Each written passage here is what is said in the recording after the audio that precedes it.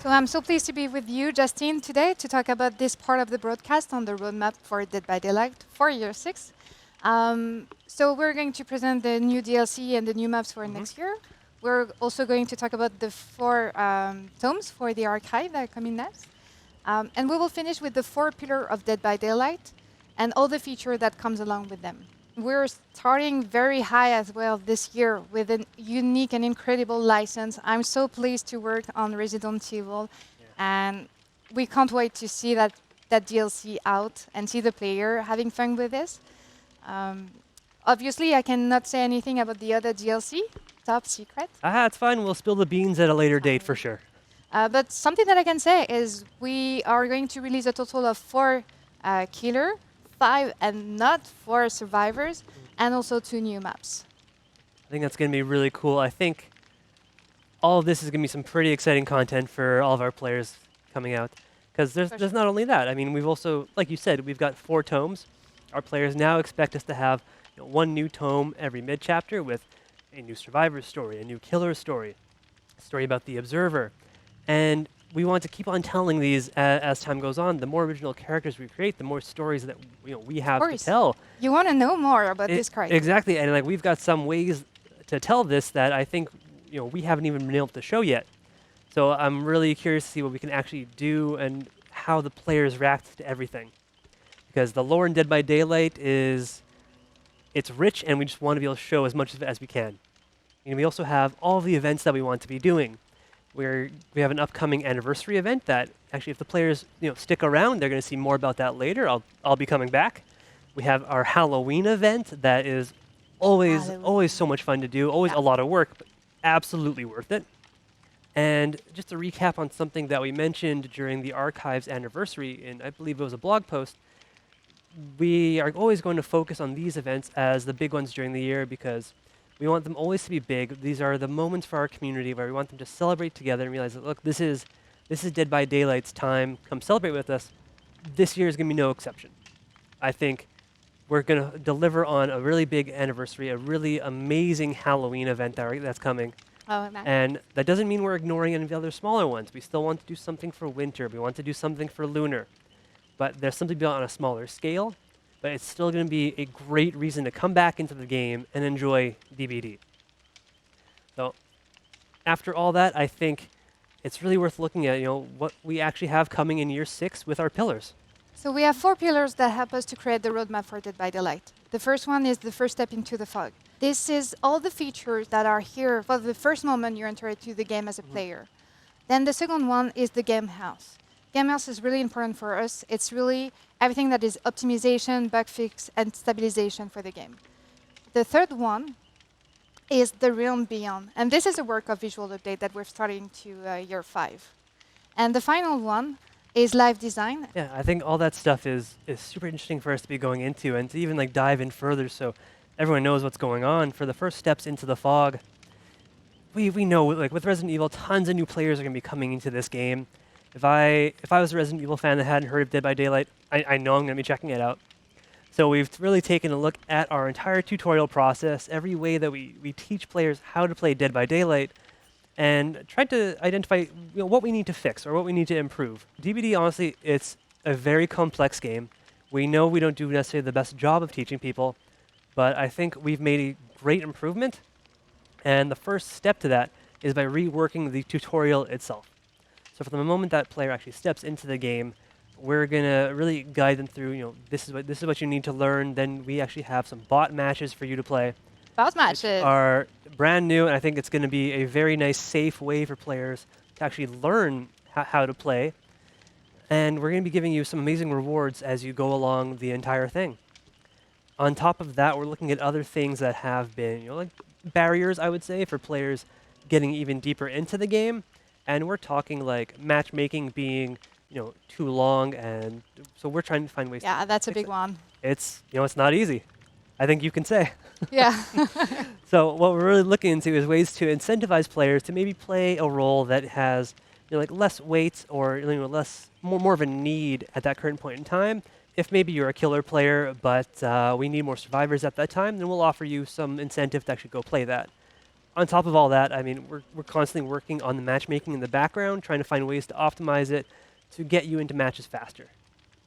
And the more matches you play, I think the more that you'll actually experience, sadly, with any live game, some toxicity.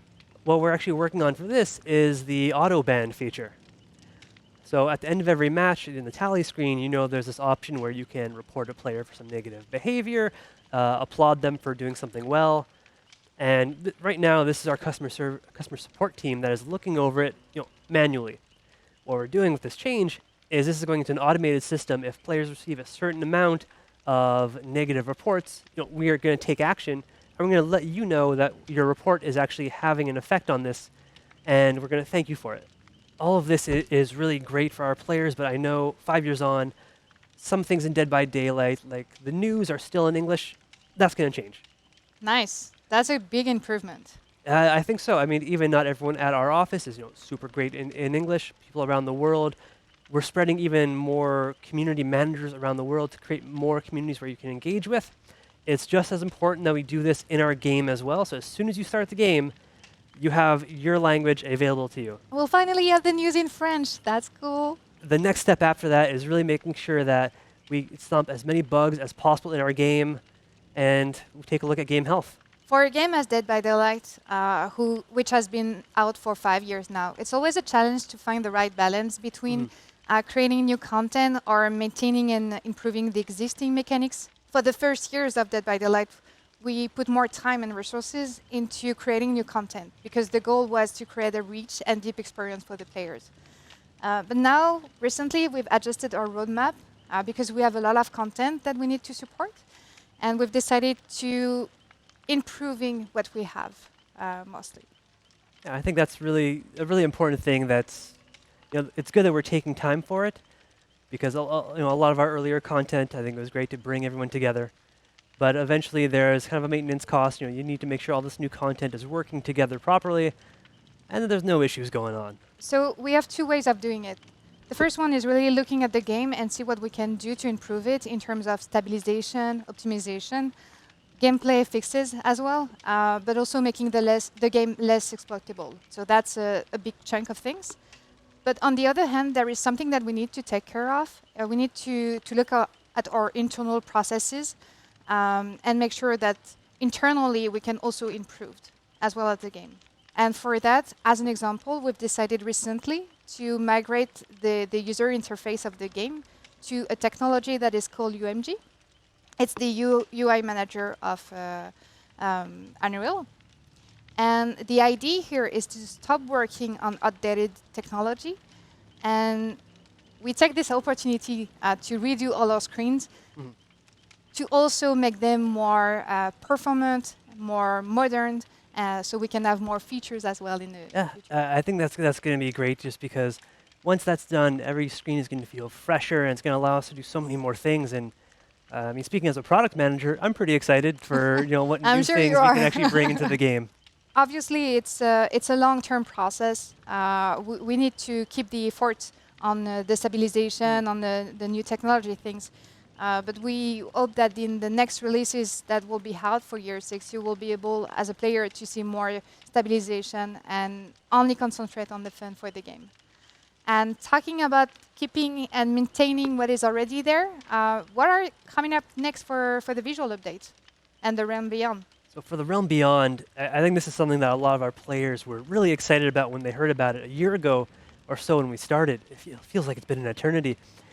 This is really the project of overhauling everything in DBD to bring it to the level of all of the current content. Because it's been around for 5 years, right? And let's just say, Dwight needs a fresh coat of paint. Him and the others and then all the maps and everything, they've been around for quite some time. I think they need to be shown some love and really brought up to today's standards. I'm loving everything the team is able to do for this. And for those who are really just joining us or don't know what the Realm Beyond is, it is more or less that, just taking any old maps, old animations, reworking this, maybe adding in new ones to make something make more sense, like repairing a generator. It used to be the same animation no matter where you are. Now, every side is something new, and that was something really cool and immersive. It feels more realistic. Like you can deal with it, actually. Like you might be a little bit more immersed and forget the killer is coming to get you, but I think that's the point. So on top of all of this, we're starting to look at some survivor reworks. So I think we've already shown off a few of them, but a lot of our newer survivors are very highly detailed, and we wanted to take the time to revisit some other ones and rework them a bit. We're aiming to really make them recognizable, but allow more flexibility with the actual visuals and just more detail overall. So on your current gen systems, it doesn't look like you're playing something from a few gens ago. Not that I'm talking about gens. So this is all the kind of stuff that they're actually going to be going over, just after this in the Realm Beyond segment. And I think it's going to be a lot of really interesting stuff that they can cover because we're not done yet. On top of all of that, I mean, one more thing that I don't think we ever stop with is just our live design and constantly tweaking it. Yeah, I was about to say that. Like as we do for the game house and for the Realm Beyond, keeping and maintaining what we have, making it better, improving it. The gameplay will just follow the same rule this year. So basically, we're taking the core mechanics that we have, and we're going to make them better, to change them, to tweak them, redesign them. The idea behind this is you have been a player for a long time, for several years now. I'm sure of that. Definitely a few. Yeah, we want to keep you interested. We want you to connect to Dead by Daylight and just say, okay, I'm going to play something different tonight. I'm going to discover something, and it's going to be exciting. And this is what we're looking for with changing the mechanics that are already there. We have mechanics that have been there for such a long time. It's time that we put some love on them. I'm not going to enter into the details right now because Matthew Spriggan is going to do it way more better than me. I think that's totally fair. There's honestly, whenever I look in some of the notes for some of the design changes, it really gets into it. And I know our very engaged fans are, they're reading every little bit, and it's amazing the things that we can do to keep all of these characters and elements feeling fresh. That's the core of DBD, right? It's getting to match. You don't know what you're going to find, but we want to make sure that you have a good time. Exactly. I think that's really just to sum up all of the pillars quite nicely, I'd say. Yes. So we've got tons of segments coming, and I mean, stay tuned for all this to hear more about the Realm Beyond, about live design, community, everything. Stay tuned for the entire broadcast. We're happy to have you here.